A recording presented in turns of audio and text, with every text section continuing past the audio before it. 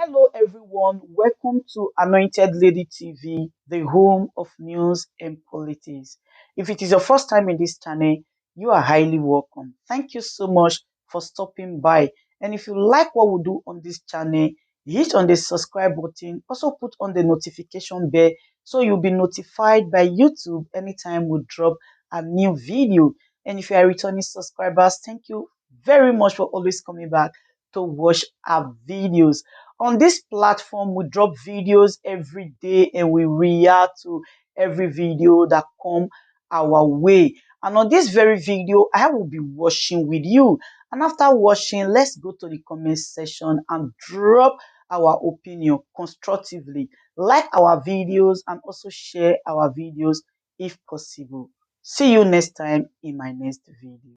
It's very sad that as an oil-producing country, we are still at this point suffering, and we can't access fuel even at the price which we accepted to buy it. It is very unfortunate. All this is happening because we have a very bad leadership over the years. Why I'm saying this is you don't expect we as an oil-producing nation haven't been through this for so many years, and yet we cannot refine the oil which we consume locally. It's very unfortunate. You don't expect me to have a rice farm and haven't harvested my rice. I take it to another person's town to process before I can eat it. It's very, very funny. You come to see there are countries that doesn't even have fuel or petrol, but they have refineries. What does it take the government to build refineries and for us to refine what we are supposed to consume here in the country?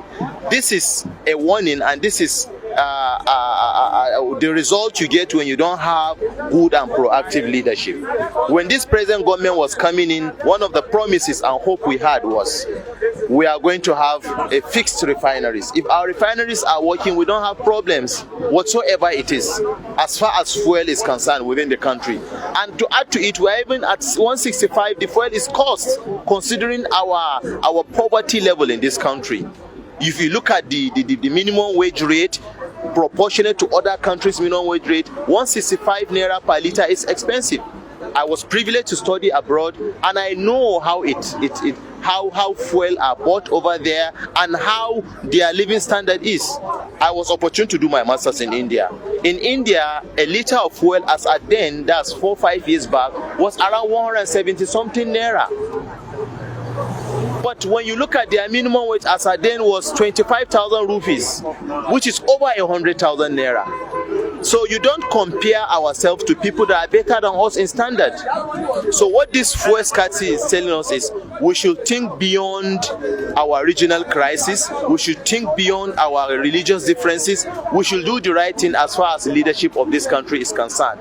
We need leaders who will think beyond what they are going to get for themselves and their next generation unborn. We should fix our refineries, and all this petroleum problem will be resolved. The thing is lingering now for getting for too long now, and I think Nigerians will the thing begin to affect us now terribly. It's affecting every areas of our businesses. We thought it's something that's going to last for about 1 week or two, but now it's escalating. So I think the federal government, our head of state is the Minister for Petroleum, President Muhammadu Buhari. I want him to look into this fuel issue. It's a very critical issue now. So the fuel problem is a very critical problem. So we need to sit down. Let that be a very serious meeting now among all the major marketers of petroleum products in Nigeria. Let that be a serious meeting with the head of state. Tell them what to do. If they continue to hoard the oil, especially the marketers, because I know that there's a lot of enough fuel in the country, but the problem is that our marketers, because of what is happening, what is happening in the world and all that, so they are afraid to bring out their fuel to sell. Let them sell the fuel. Let them bring out fuel so that they have fuel for people, so that Nigerians will have enough fuel to go to their respective businesses. So the government need to come into it. It's not an individual thing. The government need to come into this fuel thing so that let that be a round table sitting on. Let them sit and bring ideas of how to solve this problem. I know we can solve it. Our government can take care of fuel problem in this country so that we can move forward. Because the way things are going, people are suffering. The suffering is getting too much on a daily basis. And the petroleum marketers, they are insisting they want the price to be increased at the detriment of poor people. People are suffering. The suffering is getting too much on poor masses. So if our leaders, if our petroleum marketers are deciding the destiny of 200 million Nigerians, it's not the best. It's very wrong. I think Romania has agreed that if you have a valid paper, you'll be allowed entry. So there's nothing to panic about. But I fear that there are so many of our people out there that they don't have a valid paper. Some of their documents are expired. I once experienced it when I travel out of Nigeria. I know what I'm talking about. So many of them don't have the papers. You see where they sleep, and you'll be amazed at what is the big deal? Staying here when you don't. You don't have document to stay there. I don't know. I think as far as that is concerned, is resolved between Romania and Nigeria, and I think Hungary too is beginning to agree. But I said, that's with a caveat. You must have your valid paper. What they need to do, let them be calm. Nigerian government and other governments of the world, they are planning a way to evacuate their people if this problem continues. But we are praying. All the countries of the world are praying so that God will touch the heart of Putin, so that let there be peace. There can be peace. We can move forward. Let this spirit of pride. Don't allow other people to come and do this in your place and all that. Let's bury the spirit of pride in Putin. That's the prayer we should be praying now. Let the spirit of pride be removed from Putin so that there will be peace, so that they will stop this thing. Because I know that Ukraine is a small country to Russia. It's just an extract of Russia. So they can't fight Russia. Russia is a very large country. So we just need to pray. The whole world need to pray and let God touch the heart of Putin. We need God intervention now, because the moment there is problem in Russia, then there will be problem all over the world, because Russia too is big, it's a large country, so there will be problem all over the world, and it's not going to help matters at all.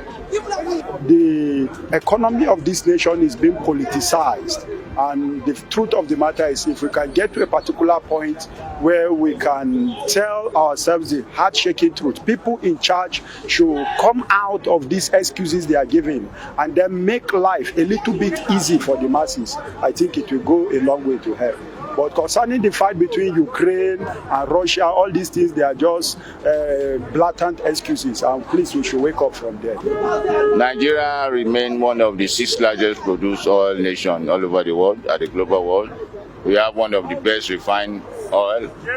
We discover our crude oil fields at Olorobiri by Port Harcourt. But the problem now is addicted athlete leadership.